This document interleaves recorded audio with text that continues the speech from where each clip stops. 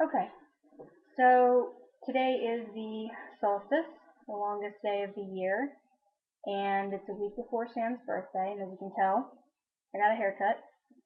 Uh, Seems to be tradition. The more I think about it, the more I realize I get that done every year on this day because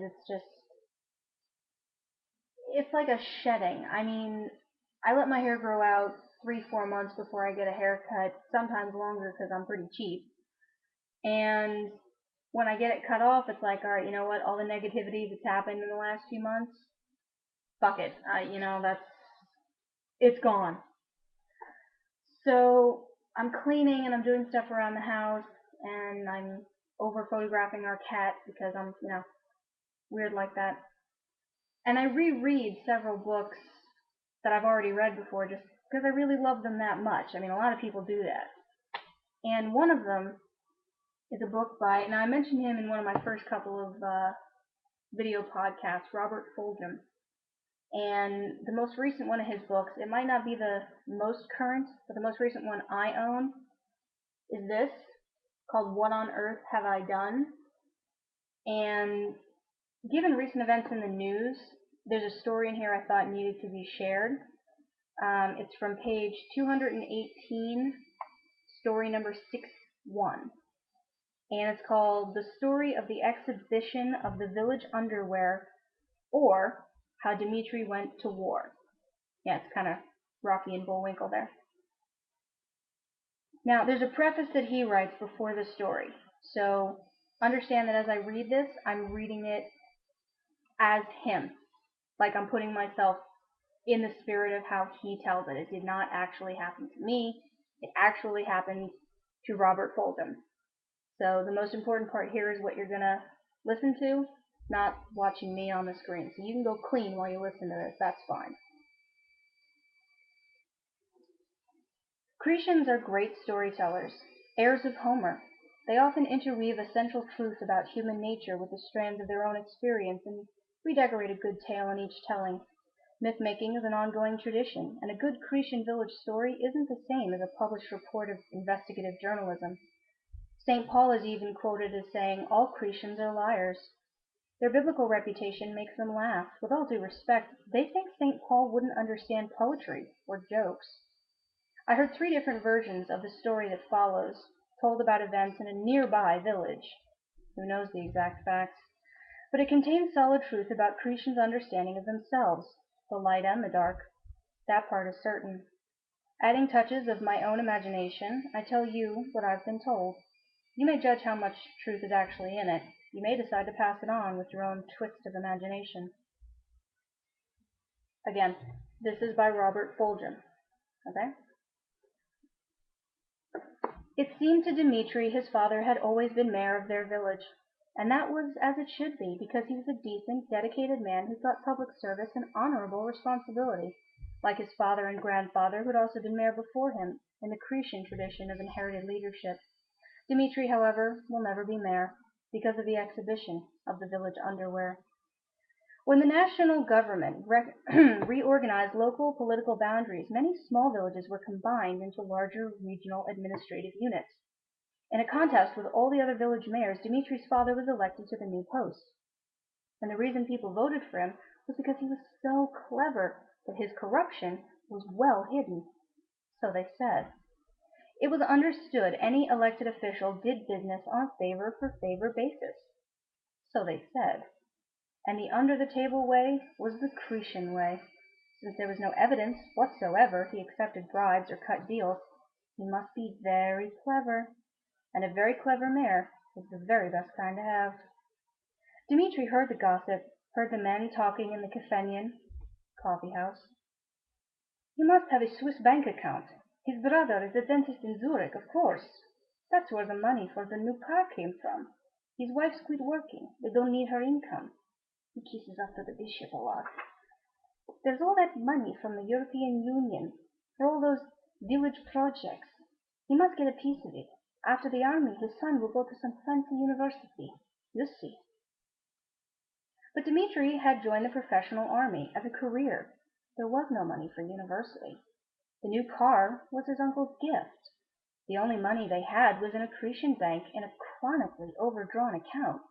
He overheard his parents' long late-night anguished conversations about how to make ends meet on the mayor's modest salary, now that his wife was diagnosed with tuberculosis, now that the old house was falling apart for lack of repair, now that his sisters were of marrying age. There was no dowry, or money for a proper wedding. Dmitri seized. His father corrupt? Never. And not about to be either. Dmitri hated the village, its mean-spirited gossip, even though he knew all elected officials were the targets of its small-minded slander. If you worked for the government, you were therefore corrupt, and the only reasonable response for a citizen was to be corrupt in return.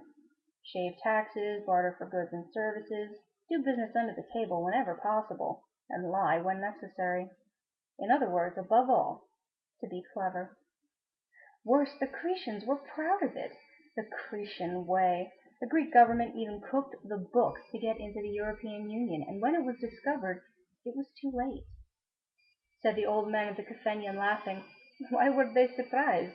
They were dealing with Greeks. But Dmitri was honest. As the son of his father, and his father, and his father before him, integrity was a matter of family honor. There was nothing he could do about Greek ways, but before he went off to war to be a professional soldier the rest of his life, he planned a small act of revenge on the hypocrisy of his village. He was trained in special forces for clandestine operations. With 3 fellow soldiers, he returned home on his first furlough just before Ochi Day, annual commemoration of General Metaxas' one-word response to Mussolini's announcement of invasion and demand for Greek surrender. Ochi! No! And the Greeks beat the Italians half to death before they retreated from Greek soil. The village thought it symbolic to have the young Special Forces soldiers around for a few days at such a time. There'd be the usual parade. Everybody would gather to watch all the school children from the demos march through the village.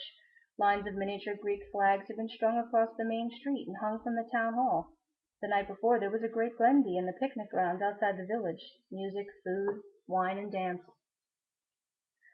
Sometime during the night, the lines of flags across the streets and on the town hall were replaced by strings of underwear. On display now, the gossipy priest's shabby gray boxer shorts, ravaged by age as if gnawed by dogs in the crotch from his constant attack on his itching behind. The teeny tiny pink and yellow thongs belonging to the self-righteous spinster schoolteacher. The police sergeant's leopard skin and zebra-striped briefs. The magnificent flesh-colored bloomers worn by the widow Bakakis, she of the big mouth and even bigger ass. And an assortment of the assertive padded bras worn by many of the village matrons and their daughters.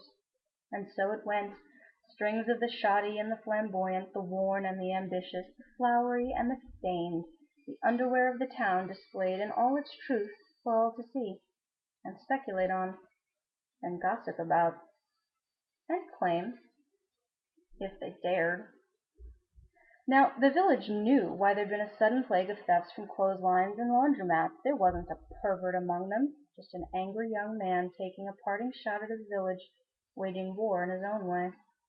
He would never be mayor, but he was clearly successful at special operations. He knew how to fight with stealth, to hit where it hurt, and disappear into the night, back to the base in Malmi. Well, they think it was Dmitri. Nobody actually saw him do it. Clever. The end. So I share that story with you, one, because I love it. There are many, many others in all of his books that I would love to share eventually, but I don't have the actual legal license to do that necessarily. But hopefully if he catches word of me having posted this on YouTube, he likes my reading of it. I give him full credit. This is his writing, his life, his book, not mine. But I wanted to share that this time because it occurs to me with all recent events that people who are making these boisterous statements, these out loud posturings about this is right and this is what you should do, they're all being judged for judging. And no one seems to accept the genuine principle that karma will get you. Not today necessarily, not tomorrow. It's possible karma doesn't get back to you until next week, but it does get back to you. And if you think, well, I pissed off that person, but it doesn't really matter. They're in another country. They're across the globe. They're dead. People have families, okay? The margin of people who don't have friends or relatives who hold a grudge for a wrong you've committed against the dead, it's comparatively narrow. Okay, most of us have friends, most of us have family, most of us have someone who will hold a grudge on our behalf. So just because we don't come and get you, don't mean you ain't gonna get got. So I think it's a good example of what can happen. And it's as a group. I mean, as the story clearly demonstrates, he didn't take it out on one person. He took it out on everybody. They all got hit. So be careful, because it may not be you. It may not be just you. It may be those around you, as I'm sure most politicians can attest to. So I hope you enjoyed that story. I'm going to try podcasting more. It's definitely easier, if not necessarily a better video, using Sam's webcam, which he gave me free license to use while he's at work. So I will. Thank you, honey. And I'll see y'all next time.